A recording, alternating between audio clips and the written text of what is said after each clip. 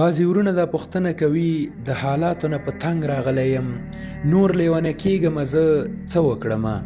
ګوره له هر څه نه مخکې دا خبره په یاد ولره چې ته په ژوند کې هیڅکله هم په یو رقم ته حال پاتې کیدونکی نه یې. صبر وکړه، حالات بدلیږي را بدلیږي، ځکه دا دنیا د حالاتو کور دی. دلته په انسان هر رقم ته حال راځي، سخت حالات هم راځي او اسانه حالات هم راځي، ځکه الله تعالی دا دنیا د حالاتو کور ګرځولې. ګوره شپه هم راځي او ورځ هم راځي، دا د حالاتو کور دی. او دا خبره هم په یاد ولره چې حالات د الله تعالی حکمت دی.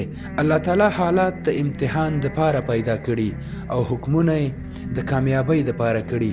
دا ترتیب دی د الله تعالی چې حالات د امتحان د پاره پیدا کړي او حکمونه د کامیابی د پاره کړي. الله تعالی په خپل بندگانو باندې مختلف حالات راولي. دغه حالات تیریږي، په هغه کې چې کوم حکم پوره شوی وي هغه پاتې کیږي، یا کومه نافرمانی شوی وي هغه پاتې کیږي. همیش په ژوند کې په هر حال ثابت قدمه پاتې شه، یو حال باقی نه پاتې کیږي. د انسان په ژوند کې هم داسې ماشومتوب وي، ځواني راغله، بیا زړښت او بیا مرګ. الله تعالی فرمایي وفي انفسکم افلا تبصرون، زما د قدرت نښې ستاسو په ځانونو باندې هم چلیږي. آیا تاسې نه وینئ؟ ماشومتوب و په هیڅ نه پوهېدلې، هوښیار شوې، طاقتور شوې، ځواني راغله، بیا زړښت، بیا په دې کې مالداري هم راغله او غریبي هم راغله.